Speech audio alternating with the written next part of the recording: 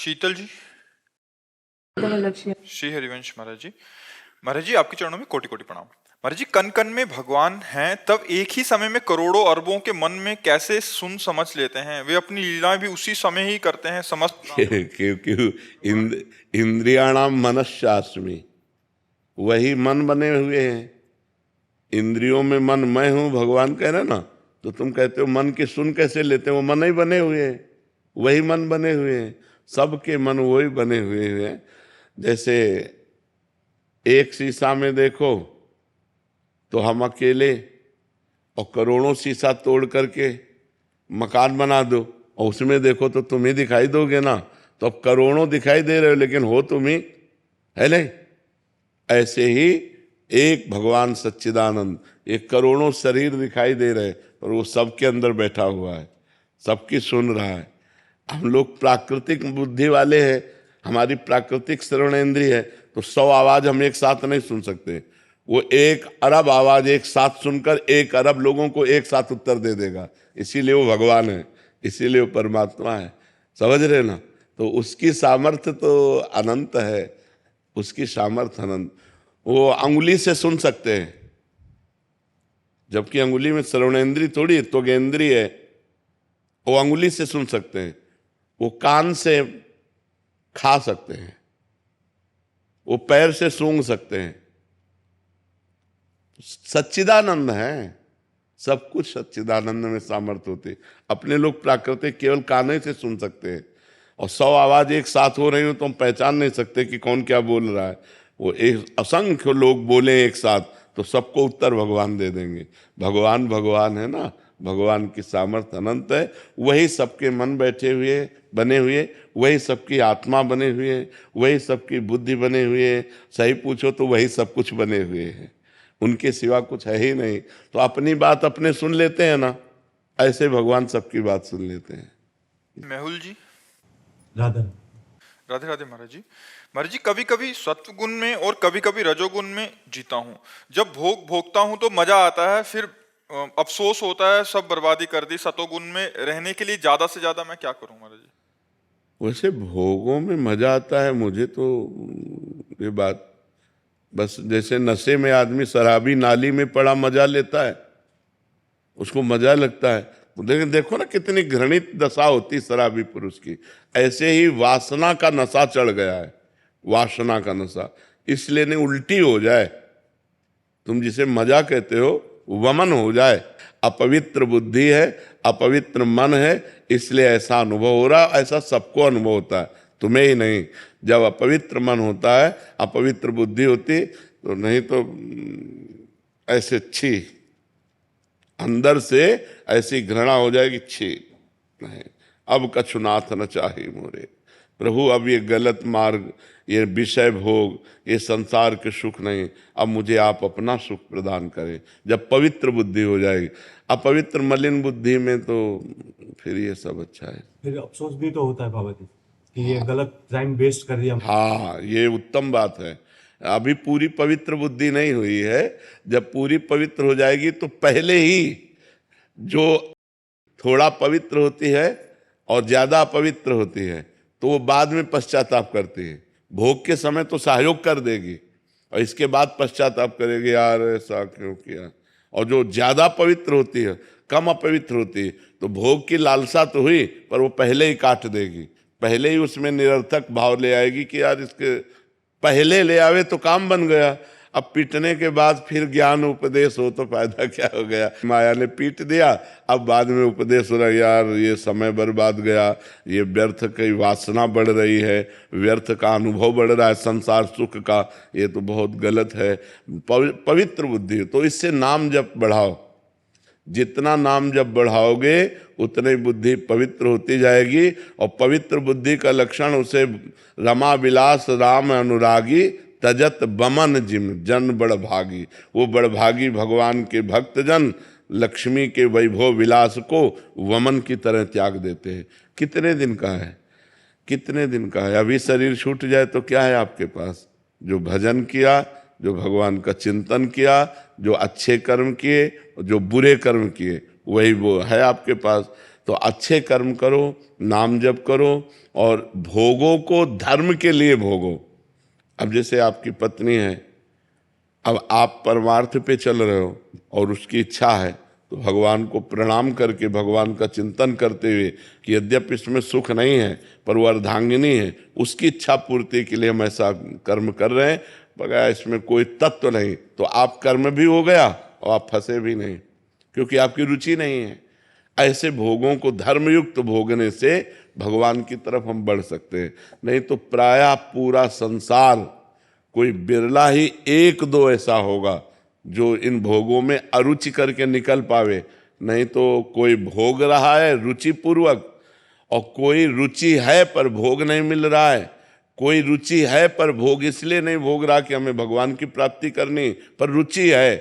कोई विरला ऐसा होगा जिसकी भोगों में रुचि नहीं है और भगवान प्रिय लग रहे हैं। इसलिए नाम जप करो और आगे बढ़ो। वेदिका सिंह जी। जी, श्री हरिवंश महाराज जी। महाराज जी, आपने तो शिव जी को देखा है महाराज जी, वो कैसे दिखते हैं महाराज जी? बेटे को देख ले तो बाप का अनुमान लग जाता है कि नहीं लग जाता? बेटे को देख, अब बाप की पूरी आकृति का, वो तो सच्चिदानंद है, चिदानंद शिवोहम है, वो तो साक्षात भगवान है। तो अब भगवान को अगर देखना है तो उनके बेटे भक्त को देख लो, भगवान को देखना है तो उनके बेटे भक्त होते हैं।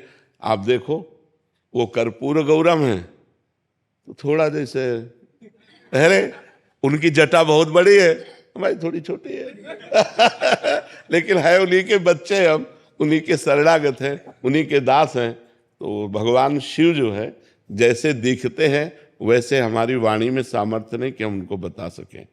अपार सौंदर्य समुद्र है, सुंदरता के समुद्र हैं भगवान शिव। भगवान का एक रुद्र का भयंकर रूप है और एक बहुत सुंदर रूप है, बहुत सुंदर रूप। कर्पूर गौरम करुणा अवतार, साक्षात करुणा वपु गौर वर्ण।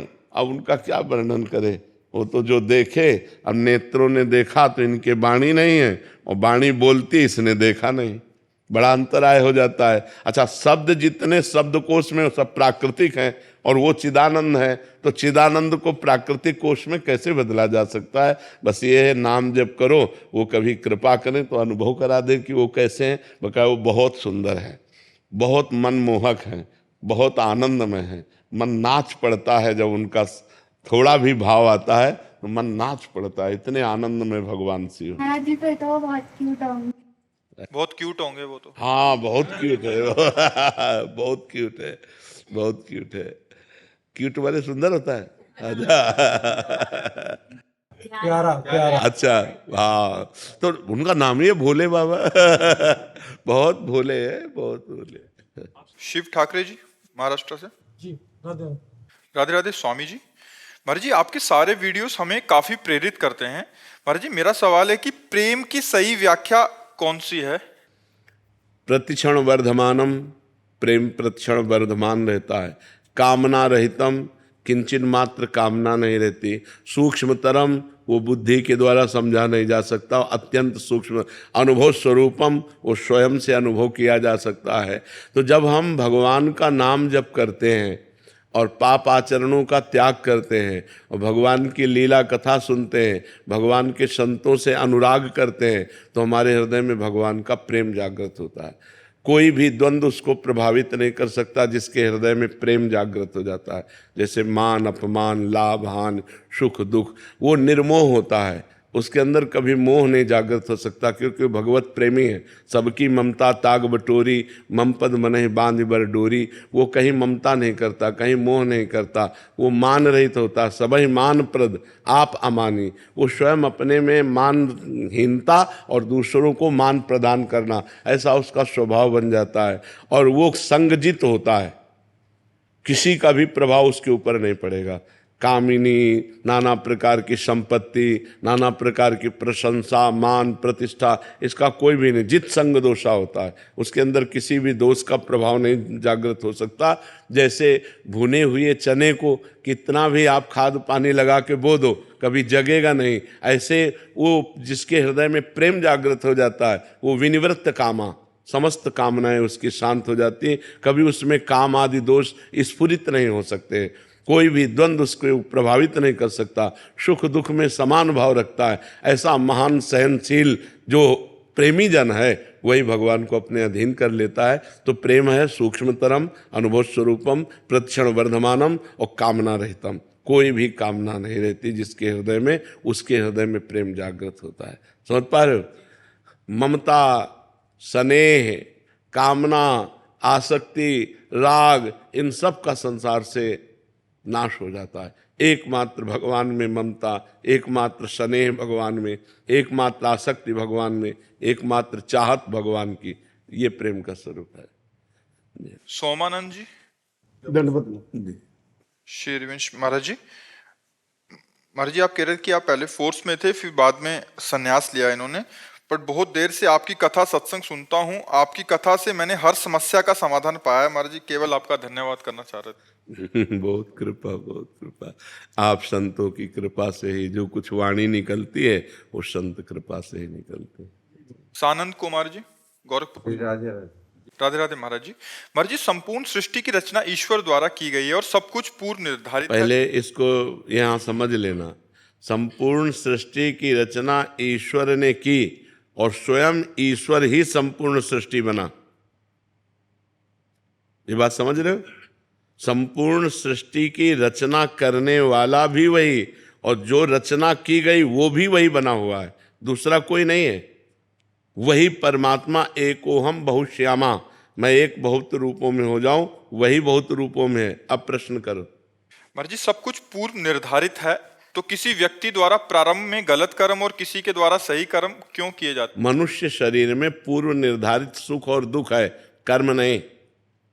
कर्म निर्धारित नहीं है। जो हमने पूर्व में पाप कर्म किए और जो पूर्व में पुण्य कर्म किए, उसके मिश्रण से हमारे शरीर की रचना हुई। तो हमको कभी पाप का फल दुख मिलेगा, कभी पुण्य का फल सुख मिलेगा। लेकिन नवीन जो कर्म हो रहे हैं वो पूर्व प्रारब्ध से नहीं हो रहे, वो हमारी बुद्धि की मलिनता से हो रहे हैं, हमारे मन की चंचलता से हो रहे हैं। इनको पुनः आगे चलकर भोगना पड़ेगा। समझ पा रहे हो? कर्म हमारे पूर्व की प्रेरणा से नहीं हो रहे, फल पूर्व की प्रेरणा से आ रहा है। जैसे आपने बहुत पढ़ाई लिखाई की, बहुत मेहनत की, लेकिन आपका पूर्व पाप बहुत अधिक है, आपकी नौकरी नहीं लगने देगा, आपका व्यापार सफल नहीं होने देगा, आपको घुटने टिकवा देगा, हर विपत्ति दुख। तब आप कहोगे मैं तो इतनी मेहनत करता हूँ। कर्म आपने बहुत अच्छे किए अभी, लेकिन पूर्व का पाप आपका बहुत बलवान, इसलिए आपको उठने नहीं दे रहा।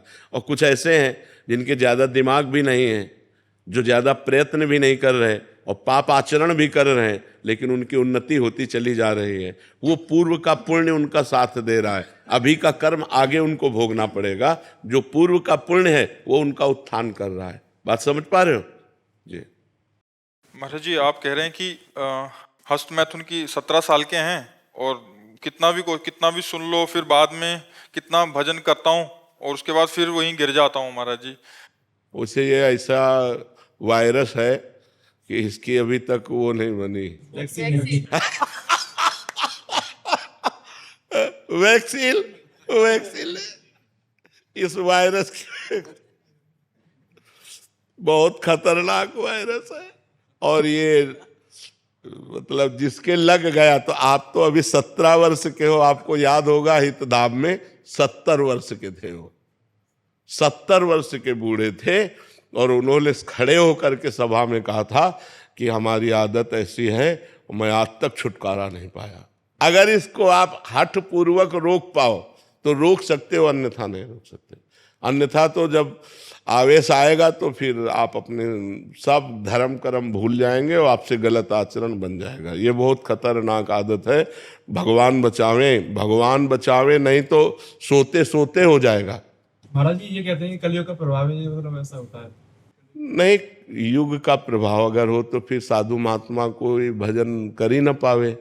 युग में तो कलयुग समयुग आन नहीं, जो नर कर विश्वास, गाय राम गुण गण विमल भव बिन तरई प्रयास। बिना प्रयास के संसार समुद्र से पार करने की सामर्थ्य कलयुग में है, यदि भगवान का नाम जप किया जाए।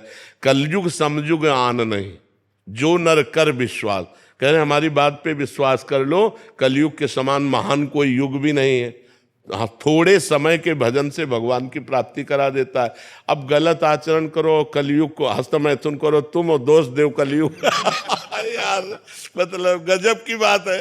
बेचारा कलयुग भी सोच रहा होगा कि ये हमारे राज्य में हमको क्यों थोप रहे हैं। अरे गलत तुम करो, कहते जो सब कलयुग कर रहा है, ऐसा नहीं यार, थोड़ा हमें सुधरना। लोगों की दृष्टि ऐसी बन रही है महाराज जी, जैसे कोई बच्चियां पढ़ने आते हैं स्कूलों में तो बड़े बड़े लोगों की दृष्टि खराब होती जा रही है महाराज जी। भजन न करेंगे तो बैठे करेंगे कब? आजकल के जो मनुष्य हैं उनकी ऐसी बुद्धि गिरती जा रही है कि अगर कोई लड़की को छेड़ रहा तो वीडियो बना सकते हैं, लेकिन वो बचा नहीं सकते। मतलब कोई भी घटना घट रही है, मतलब ये बड़ी समस्या आ रही है हमारे समाज में कि वीडियो तो उसकी बन जाएगी, आपको वीडियो मिल जाएगी, लेकिन वो जहां बचाना चाहिए वहां, हाँ वीडियो तो कोई खास बात नहीं, खास बात उस बच्ची को बचाओ, खास बात है उस आदमी को बचाओ जो संकट में पड़ा हुआ है। तो ये अध्यात्म के बिना ये ज्ञान नहीं आता है। अब अध्यात्म तो ना जवान स्वीकार कर रहे हैं ना बूढ़े स्वीकार कर रहे हैं, तो इसीलिए भजन करना चाहिए। मनीष जी, गया बिहार से। राधे राधे महाराज जी।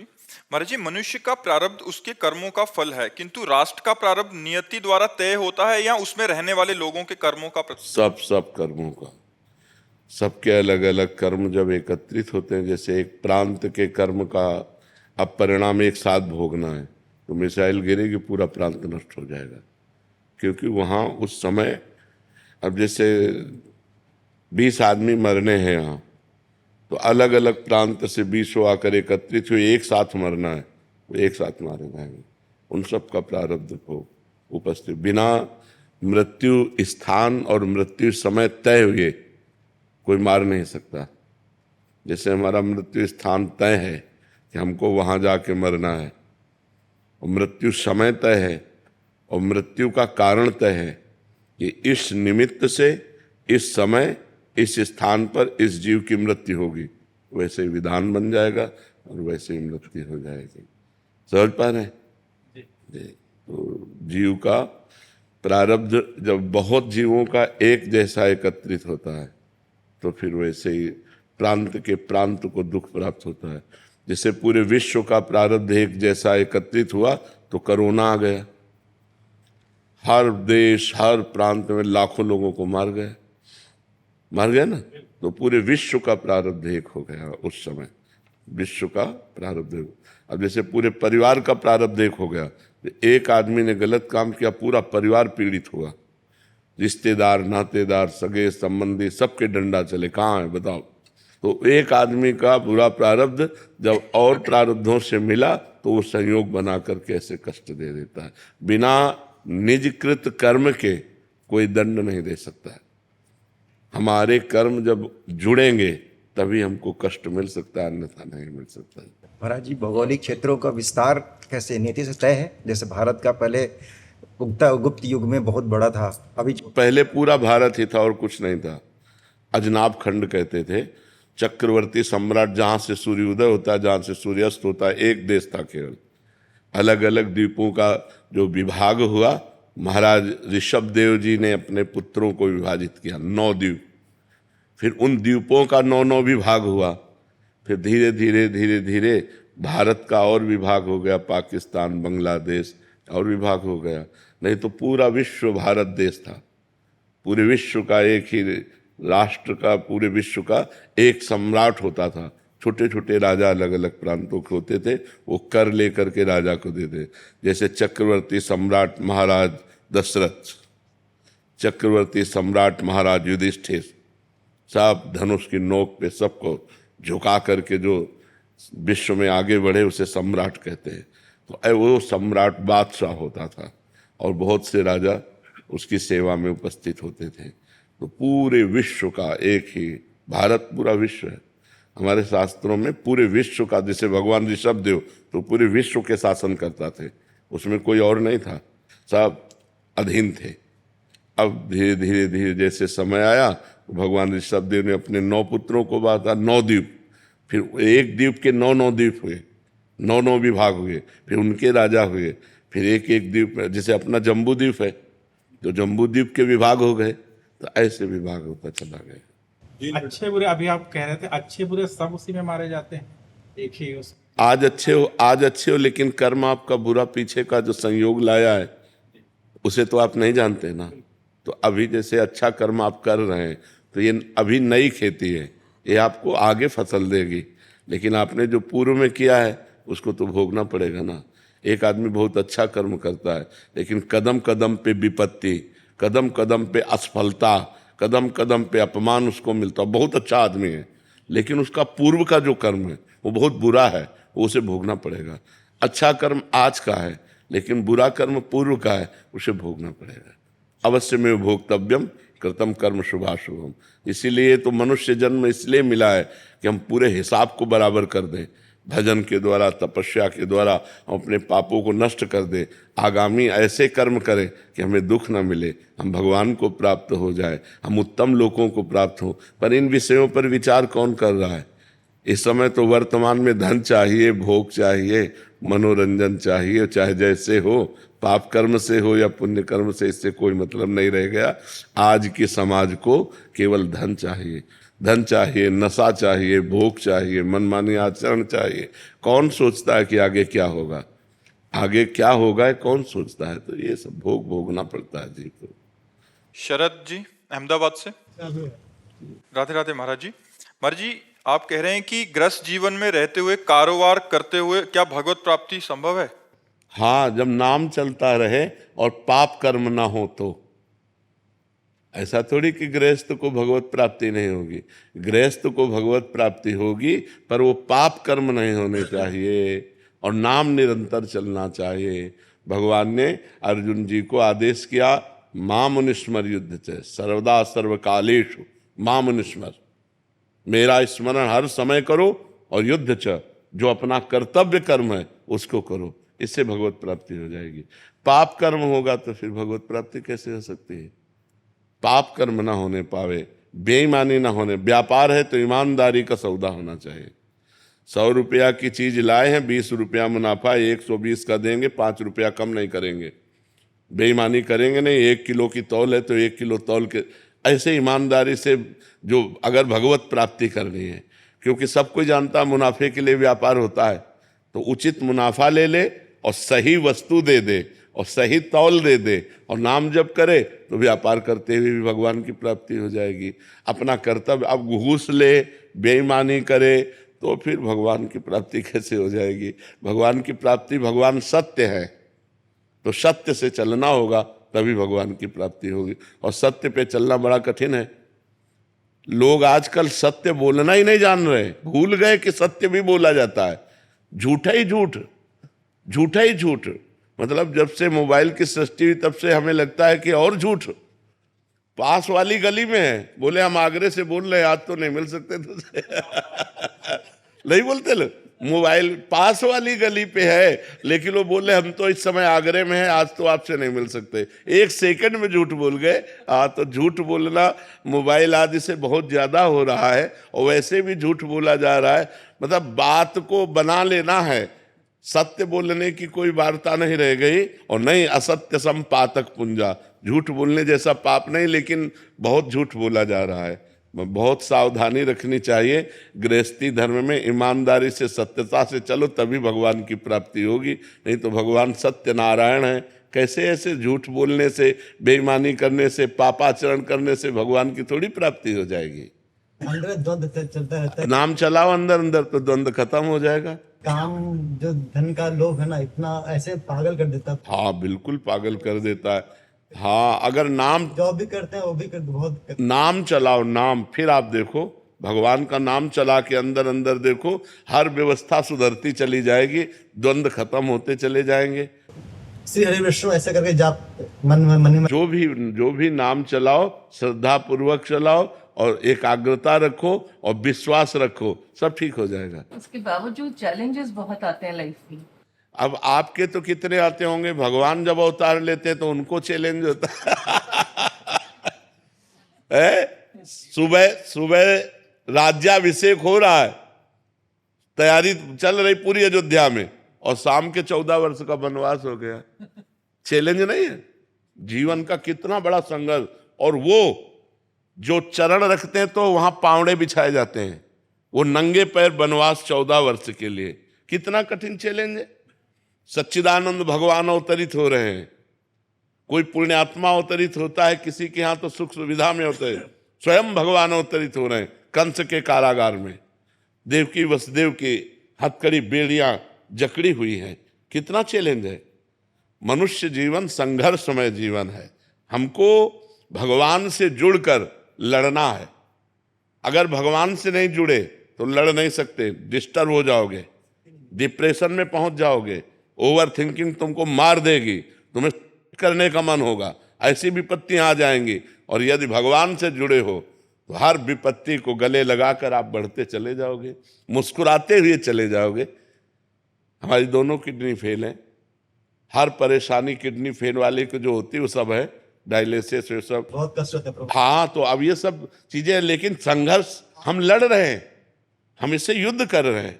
लेकिन महाराज जी मैं डॉक्टर हूँ और मैं देखता हूँ कि महाराज जी जो डायलिसिस पे रहते हैं महाराज जी, वो महाराज जी उठ नहीं पाते। हाँ, उठ नहीं पाते बिल्कुल। महाराज जी आप भगवत मतलब शक्ति है महाराज जी जो आप ये कर रहे हैं। बिल्कुल, ये भगवान की कृपा से केवल ऐसा कि हम बोल रहे हैं, नहीं हमको भी परेशानियां होती है। ऐसी परेशानी होती है कि 2-2 आदमी उठा के लाते हैं डायलिसिस रूम से, पकड़ के लाते हैं, लेकिन थोड़ी देर में फिर एकदम वो लोग महाराज जी मतलब हम लोग से बोलते हैं कि हमें ऐसा कुछ कर दीजिए कि या तो ये पीड़ा चली जाए या तो हमारी जान चली जाए। हाँ, यहाँ आकर के एक डायलिसिस मैन बोल गया कि महाराज जी मेरी मृत्यु कब होगी। मृत्यु मनाते हैं, मृत्यु मनाते हैं, बिल्कुल ठीक बात कह रहे हो। इतना कष्ट होता है कि मृत्यु मनाते हैं। अब पानी पीने तक के लिए रोक है। पानी की क्वांटिटी होती है। आप हमें बताओ, एक आदमी कंटिन्यूअस बोल रहा है तो उसके गर्मी नहीं बढ़ रही, उसकी प्यास नहीं बढ़ेगी।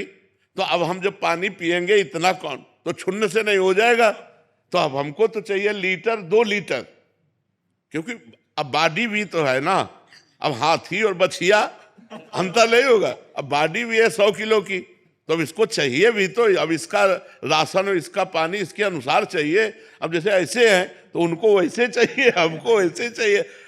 तो ये भगवान के आश्रय से है।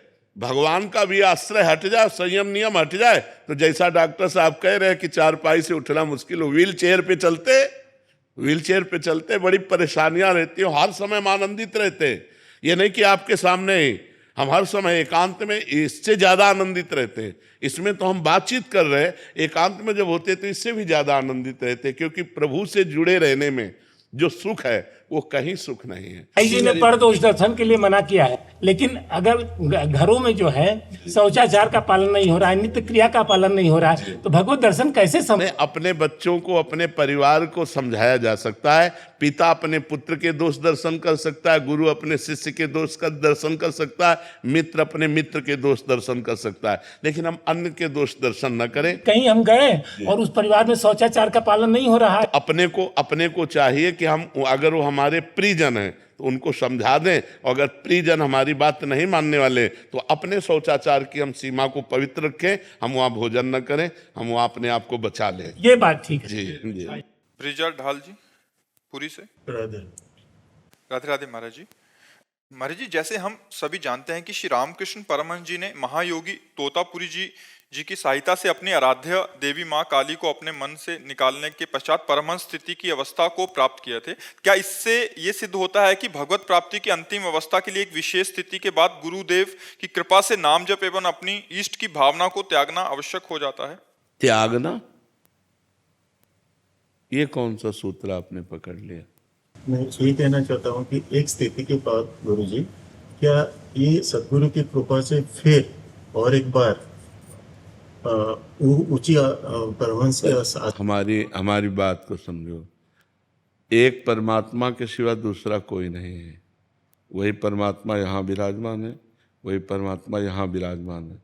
अब हम उसको भूल गए। मानी संख्या गुरुदेव परमात्मा, गुरुर् ब्रह्मा गुरुर् विष्णु गुरुर्देव महेश्वरा गुरु साक्षात परब्रह्म तस्मै श्री गुरुवे नमः। और जब हम साधना की तो हम गुरु स्वरूप हो गए, क्योंकि जो वहाँ था वो यहीं है, वो यहीं है। गुरुदेव का दर्शन कहाँ हो रहा है? मैं में, समझ रहे? अब सब कुछ मैं में समा गया, क्योंकि वो एक है, वो एक है, सब खत्म हो गया। वो स्वयं ब्रह्म स्वरूप स्थित है, क्योंकि वो स्वयं था। मानी संख्या जैसे मानी संख्या मूर्ति भगवान है, और भजन करते करते करते जब भगवान का साक्षात्कार हुआ तो सामने से गायब हो गया सब कुछ। अब मूर्ति में भगवान नहीं, अब यहाँ भगवान देख रहे। मानी संख्या से सवाल हल होता है। माना ये हमारे पर ब्रह्म परमात्मा, जैसे पत्नी के लिए कहा गया मानो तुम्हारा पति भगवान है, तो वो भगवान मानकर अपने पति की तन्मयता में आई और भगवान को प्राप्त हो गई। तो हम कहीं भी भगवान को मान सकते हैं, लेकिन जब स्थिति आएगी तो दो नहीं रह जाएगा। प्रेम गली अति सांकरी तामे दो न समाये, शिष्य और गुरु दोनों नहीं रहेंगे, एक हो जाएगा। लेकिन उस स्थिति में गुरु जी क्या सदगुरु जी की भी आश्रय लेना पड़ता है, या उस स्थिति तक पहुंचने के लिए सदगुरु का आश्रय लेना नहीं होता है। जब पहुंच गए तो दो नहीं रहते। प्रेम गली अति सांकरी तामे दो न समाये, उसमें द्वैत नहीं रहता। तो फिर रामकृष्ण परमहंस जी ने क्यों सदगुरु जी के फिर आश्रय लिए कि ताकि वो उस परमहंस। तो जब तक देह रहेगा तब तक गुरु सामने आएगा तो उसका आश्रय क्या साष्टांग दंडवत नहीं करेगा? हमें शरीर का भान है, अंतर की बात है ये, अंतर में द्वैत नहीं रह जाता। बाहर में तो गुरु शिष्य का बर्ताव होगा, पति पत्नी का बर्ताव होगा, पुत्र और बाप का बर्ताव होगा। बर्ताव तो व्यवहार का वैसे ही होगा। क्या ब्रह्मबोध संपन्न महापुरुषों के द्वारा वर्ताव में कमी होती है क्या? नहीं, दर्शन एक हो जाता है। पंडिता समदर्शिना, न समवर्तिना नहीं, समदर्शिना। वो दर्शन में एक हो गया गुरु शिष्य। लेकिन व्यवहार में जब गुरुदेव आएंगे तो ये थोड़ी क्यों तो बैठा है कि अब तो हम ब्रह्म हो गए, अब क्या है? नहीं, उतर कर साष्टांग दंडवत और उनके दासत्व की भावना। द्वैत इतना भी नहीं है, इतना भी अंतर नहीं रह गया, लेकिन व्यवहार में वो ऐसे ही होगा। जैसे स्वयं पर ब्रह्म परमात्मा भगवान जब व्यवहार में अवतार लेते हैं राम जी, तो गुरु जी के आगे, वशिष्ठ जी के आगे कैसे बैठते हैं? विश्वामित्र जी के आगे कैसे बैठते हैं? हाथ जोड़कर बैठते हैं, उनकी आज्ञा का पालन करते हैं। जबकि उन्हीं की श्वासों से वेदों का प्रादुर्भाव हुआ, और वेदों का आदर करने से ही कोई ब्रह्म ऋषि बना। और भगवान स्वयं उन ब्रह्म ऋषियों के सामने कैसे बैठते हैं? तो ये व्यवहार है, ये व्यवहार है, तत्व में अंतर नहीं होता। वो स्थिति जब आती है तो उसमें द्वैत नहीं रह जाता, दो नहीं रह जाते। दो ना रहते हुए भी अब माँ काली से बात कर रहे हैं, व्यवहार कर रहे हैं, माँ और पुत्र, द्वैत दिखाई दे रहा है, लेकिन वो इसमें नहीं, वो अपनी आत्मा से ही बात कर रहे हैं। माँ काली स्वयं उनकी आत्मा है, द्वैत है ही नहीं, दो है ही नहीं। पर जब तक उस स्थिति को हम पहुंचेंगे नहीं, तब तक तर्क के द्वारा इसको हम नहीं समझ सकते। वो स्थिति के द्वारा समझा जाता है। तर्क के द्वारा हम कैसे समझ सकते हैं कि जब माँ है और वो बेटा भाव से बात कर रहे तो द्वैत तो है ही है? नहीं, माँ और बेटे का बर्ताव होते हुए भी द्वैत नहीं है, वो अद्वैत स्थिति ही होती है। अब उस स्थिति को जान जाओ तो तुम ब्रह्मबोध संपन्न महापुरुष हो गए कि नहीं हो गए? विद्यार्थी कभी टीचर की स्थिति को जान सकता है क्या? वो टीचर की योग्यता प्राप्त करे तब जान पाएगा कि हमारा टीचर कितना ग्रेजुएट है। विद्यार्थी तो अपने विषय को देखे कि हम कहाँ पढ़ रहे हैं, हमको कहाँ पहुँचना है, वो रास्ता तय करे तो ज़्यादा अच्छा रहेगा। जी। डॉक्टर सौरभ भारद्वाज गुरुग्राम से। राधे राधे महाराज जी। राधे राधे। महाराज जी, कर्म एवं नाम जप में प्रधान क्या है? जब हम नाम जप करते हैं तो मन बोलता है कि जब सब कुछ भगवान कर रहे हैं तो कर्म की जरूरत ही क्या है महाराज जी? ऐसा तुम्हें बोध है सब कुछ भगवान कर रहे हैं? ऐसा तुम्हें बोध है? आज हम नहीं सुनते हुए बड़े। सुनना एक अलग चीज है। जैसे तुम शरीर नहीं हो, तुम शरीर नहीं हो, ये सुना है ना? लेकिन तुम्हें बोध है? नहीं है। शरीर की पीड़ा, शरीर का भूख प्यास, काम क्रोध लोभ मोह, ये सब व्याप्ते हैं ना? हाँ, ऐसे ही सब कुछ भगवान ने किया है। इसका अगर बोध हो जाए तो तुम ब्रह्म ऋषि हो जाओ, तुम महात्मा हो जाओ। तुम्हें कोई कर्म नहीं बांध सकता, लेकिन तुम्हें बोध नहीं है, इसलिए तुम्हें हर कर्म बांधेगा। तुम्हें दुख लगेगा, तुम्हें सुख लगेगा, तुम्हें पाप लगेगा, तुम्हें पुण्य लगेगा, तुम्हें नरक जाना पड़ेगा, तुम्हें स्वर्ग जाना पड़ेगा। जैसे ये बोध हो जाए। अब इसी बोध के लिए तो साधना की जाती है, ये केवल बातों से थोड़ी होता है। जब बोध हो गया कि सर्वम खलमिदम ब्रह्म, सब ब्रह्म है और वही करता है, वही भोगता है, मैं तो केवल निमित्त मात्र हूँ, खत्म खेल हो गया। लेकिन इसका बोध नहीं है तो बात नहीं। जैसे आप डॉक्टरी कर रहे हो लेकिन आपके पास सर्टिफिकेट है नहीं है, बहुत बढ़िया आप डॉक्टरी कर रहे हो लेकिन आपकी डॉक्टरी बंद हो जाएगी और आप अपराधी माने जाएंगे क्योंकि आपके पास लाइसेंस नहीं है, आपके पास योग्यता नहीं है।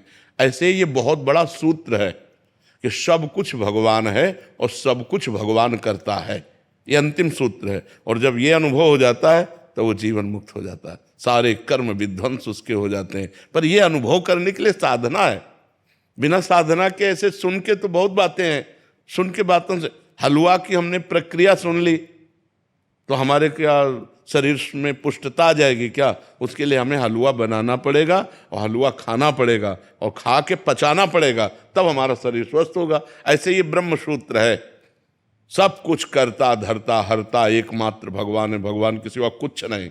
अब इसका अनुभव तो करे, तो अनुभव करने के लिए साधना है, अब साधना है नहीं तो इसलिए फिर अपने योग्यता के अनुसार चलो। करता तुम हो तो पाप कर्म तुमसे न बनने पावे, भोगता तुम हो तो पाप आचरण को भोग मत भोगो, शराब मत पियो, मांस मत खाओ, पराई बहन बेटी एक तरफ गंदी दृष्टि मत करो, नाम जप करो, नहीं नरक जाओगे, दुर्गति हो जाएगी। हो रही ना, जलन होती है ना, सुख होता है ना, दुख होता है ना, नहीं होगा। जिस दिन ये अनुभव हो जाएगा सब कुछ भगवान कर रहे हैं, नहीं होगा, एक अद्भुत आनंद बना रहेगा। जिस दिन ज्ञान हो जाएगा, जिस दिन बोध हो जाएगा, जिस दिन हमें समझ जाएंगे कि भगवान की सत्ता से सब सत्ता है, मिटिया मेट कर दोगे दुख को, विपत्ति को, हर समस्या को मिटा दोगे। लेकिन अभी हर समस्या तुम्हें मिटा देगी नहीं मिटा देगी। तो हमको वास्तविक स्थिति प्राप्त करनी है, उसके लिए नाम जप करो। कोई भी कर्म स्थिति नहीं प्रदान करता। कर्म दो ही प्रकार के होते हैं, या पाप कर्म या पुण्य कर्म। नाम जप भगवान का एक कर्म नहीं, ये पाप और पुण्य दोनों से अलग है, ये भजन है। भजन के द्वारा स्थिति प्राप्त होती। खूब नाम जप करो, भगवान का चिंतन करो, तो धीरे धीरे ज्ञान प्राप्त होगा, और जब ज्ञान प्राप्त होगा तो आनंद रहेगा। ये किडनी का दुख, ये नाना प्रकार के क्लेश, ये परेशानियां हमको व्याप्ति नहीं है, क्योंकि श्री जी के चरणों में जब अपनापन, प्रभु का नाम, प्रभु का आश्रय, तो ये बातों से केवल नहीं है, प्रमाण। दर्द में भी हमें आनंद रहता है, हम आनंदित रहते हैं, क्यों? प्रभु से चित्त जोड़ने में। तो जब ये बात समझ में आ जाए कि सब कुछ प्रभु कर रहे हैं, फिर आनंद आ जाएगा, फिर दुख क्या हो जाएगा। हमारे पिताजी की भी किडनी फेल थी और वो भी डायलिसिस कराते थे, 8 साल हमने उनकी सेवा करी। थे चले गए क्या? हाँ। तो मन में एक ग्लानि हमेशा रहती है कि जब वो बीमार थे तो लोग बोलते थे कि ये भुगत रहे हैं। तो अपने पूर्व जन्म के कर्मों का भोग तो भोगना ही पड़ता है भाई, इसमें क्या, चाहे कोई बाबा जी हो चाहे कोई भी हो, भोगना तो पड़ता है। रामकृष्ण परमहंस जी के गले में कैंसर था, कितना भी बड़ा कोई संत हो, जो हमसे कर्म बन गए हो तो भोगने पड़ेंगे। जी आपसे सानिध्य के बाद हमारे मन से वो ग्लानि चली गई। हाँ, हम अति प्रसन्न है। हाँ, कि हमने सेवा करी। हाँ बिल्कुल, और हम खुश हैं, जो हुआ अच्छा हो। हाँ बिल्कुल, यही बात आती रहेगी तो बहुत आनंदित रहोगे। जो हुआ अच्छा हुआ, जो होगा वो अच्छा होगा, अब मुझे चिंता नहीं करनी, ठीक है। शैलेंद्र जी राजस्थान से। श्री हरिवंश महाराज जी, महाराज जी आप कह रहे हैं कि एक सत्संग में आपके सुना था कि जो 1 करोड़ और 13 करोड़ का क्रम था वो सुना, और एक में सुना कि यदि हम अपने मन में राधा नाम लिखें, उसे पढ़ें, अंदर बोलें और सुने, तो ये 1000 बार राधा नाम बोलने के बराबर है। तो महाराज जी इस संख्या से हम क्या 1 करोड़ तक पहुंच जाएं? बहुत अच्छी बात है, आप प्रयास करके देखो, बहुत उत्तम बात है। ये तो घाटे का सौदा थोड़ी है, जितना करोगे उतना ही आपको लाभ मिलता चला जाएगा। पर लिख करके बार बार नाम, इसमें मन कम लगता है, थोड़ी देर लगेगा फिर भाग जाएगा, फिर आए। हाँ, इसमें कम लगता है, पर यदि इसे बार बार हटाकर लगाते रहोगे तो अगर 5-5 सेकंड ही लगता रहा तो हम काफ़ी धनी हो जाएंगे। नाम रूपी धन हमारे पास काफ़ी एकत्रित हो जाएगा। प्रयासरत रहो, प्रयास करते रहो, नहीं, हाँ प्रयास करते रहो। फिर ये अभ्यास में जब आ जाएगा ना तो 5-7 सेकंड नहीं, हर समय। फिर वो बिना लिखे कोई मंत्र जाने ही नहीं देगा, वो पहले लिखेगा, हर मंत्र को लिखेगा, हर नाम को। ये बहुत बहुत पॉइंट की बात है, जो कोई समझ पावे कि अगर नाम जप करना है, मंत्र जप करना, अगर लिखते हुए नाम जप करो, जैसे राधा वही देखा और वही सुना और वही अंदर से बोला तो बहुत लाभ होगा। सैकड़ों माला चलाने का जो लाभ है ना, वो इसमें बहुत। यज्ञ 100 की और 1 माला जपा, राधा राधा राधा राधा राधा राधा, तो यज्ञानाम जप यज्ञोष्मी, ये श्रेष्ठ हो गई। और राधा राधा राधा राधा 100 माला जपी ऐसे, ये उपांश कहते हैं। ये 100 माला और 1 माला हो गई। अंदर से अब जैसे जप रहे हैं तो 1000 माला राधा राधा, 100 माला उपांश और 1 माला मानसिक, इतना बड़ा प्रभाव है मानसिक का। और मानसिक में कहीं लिखते हुए फिर क्या कहना है, तो थोड़ा थोड़ा अभ्यास अगर हम करें तो हम लिखने से ज़्यादा धनी हो सकते हैं, नाम के धनी। और कहीं हमें चस्का लग गया मन को तो फिर वो हर नाम लिख के ही देखेगा, हर नाम लिख के ही चलेगा। अभ्यास करो, बहुत अच्छी बात है। महाराज जी को पता कैसे लगेगा 1 करोड़ हो गया है संख्या मेरी? हमें लगता है कि जैसे हम भोजन पाते हैं और हम छक जाते हैं, हमें कोई दूसरा नहीं बताता। ऐसे यदि हम बिना गिनती के खूब नाम जप करें तो जब हमारा काम हो जाएगा, हमारे पाप नष्ट हो जाएंगे, तो भगवान का दर्शन हो जाएगा, आनंद प्राप्त हो जाएगा, हमारी कामनाएं पूर्ण होने लगेंगी। कोशिश कर सकते हैं कि महाराज जी आप गिनो, श्यामा जो गिने मैं गिनता। ऐसे ही हम भी करते हैं हम भी नहीं गिनते, प्रभु के ऊपर छोड़ा कि गिनने का काम आप चलो, हम धुआंधार जपते हैं, है नहीं? हम जप रहे और गिनो आप, बस। ये 40-45 वर्ष हो गए इसी मार्ग में लगे, तो वो माला काउंटर की जरूरत नहीं पड़ती। नए आदमी को माला काउंटर जरूर पकड़ना चाहिए। ज़्यादा सिद्धगिरी दिखाने से जो हो रहा है वो भी छूट जाएगा, क्योंकि मन बहुत प्रपंची है ना, वो संसार में भाग करके जाएगा। अब जिसका अभ्यास बन गया है, अब जैसे श्वास लेना हमारा जीवन है, ऐसे भजन करना हमारा जीवन है। अब उसके लिए माला या काउंटर या कुछ, उसकी कोई जरूरत। नाम जब से भूत और भविष्य हम सुधार। हाँ, भूत के सारे पाप नष्ट हो जाएंगे और भविष्य मंगलमय हो जाएगा। और अगर नाम जब सही ढंग से हो गया तो भूत भविष्य सब गायब हो जाएगा, भगवान की प्राप्ति हो जाएगी। वर्तमान कैसे सुधारें? यही सुधर रहा है ना, जब हम राधा राधा बोल रहे हैं ना, तो वर्तमान भी हमारा सुधर रहा है, क्योंकि इस समय हम नाम जप कर रहे हैं ना, गलत आचरण तो नहीं कर रहे, तो वर्तमान हमारा सुधर रहा है। और इसी नाम जप से पूर्व के किए हुए पाप नष्ट हो जाएंगे, तो भूत पवित्र हो गया। और नाम जप वर्तमान में करते चले जा रहे हैं, तो हमारा जो भविष्य है ना, वो बड़ा मंगलमय हो जाएगा, बड़ा आनंद में। कोई स्तुति स्रोत के 40 की आवश्यकता? अगर करे तो कोई बुरी बात नहीं है, ना करे तो जरूरी नहीं है। हाँ बिल्कुल, वर्तमान में बस नाम जप करता चला जाए। जय प्रकाश पांडे जी, बलिया से। राधे राधे। राधे राधे महाराज जी। महाराज जी, क्या गुरु के भाव देश में होने वाले लीला चिंतन में ही शिष्य का प्रवेश होता है, अथवा शिष्य और गुरु दोनों का लीला चिंतन भिन्न भिन्न होता है? नहीं, जो मंत्र मिलता है, जो उपासना मिलती है, वो एक ही इष्ट की तो होती है। जो जिस इष्ट में गुरु जी रमण कर रहे हैं, वही मंत्र और उपासना इष्ट देव शिष्य को देते हैं। अब शिष्य की क्षमता के अनुसार है, शिष्य कितना भजन करता है, कितना इष्ट प्रेम प्राप्त कर चुका है। अगर गुरु के समान इष्ट प्रेम प्राप्त हो गया है, तो गुरु के समान वो भाव देह प्राप्त करके अपने इष्ट की सेवा में, लीला में रहेगा।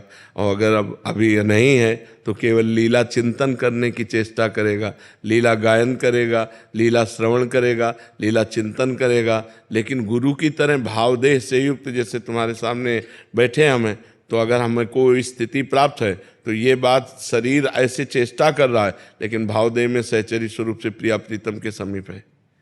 अब इस बात को कैसे जाना जाएगा?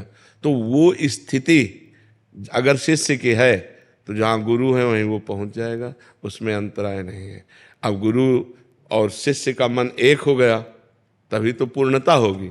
जब गुरु शिष्य का मन, तो गुरु के मन में स्फुरित हो रहा है कि श्री जी इस समय वन विहार कर रहे हैं, तो शिष्य के हृदय में स्फुरित होने लगा, श्री जी वन विहार कर रहे हैं। शिष्य कोई पद गा रहा है, मन एक है, गुरु जी उसी लीला में डूब गए। गुरु जी कोई पद गा रहे, शिष्य उसी लीला में डूब, क्योंकि शिष्य और गुरु कहने को दो हैं, अब एक मन वाले हो गए। मन एक हो गया ना, शिष्य ने अपना मन गुरु को दे दिया, गुरु का मन शिष्य का मन हो गया। अब तो जोई जोई प्यारो करे सोई मोहि भावे। पर ये ऊंची स्थिति बहुत समर्पण के बाद आती है।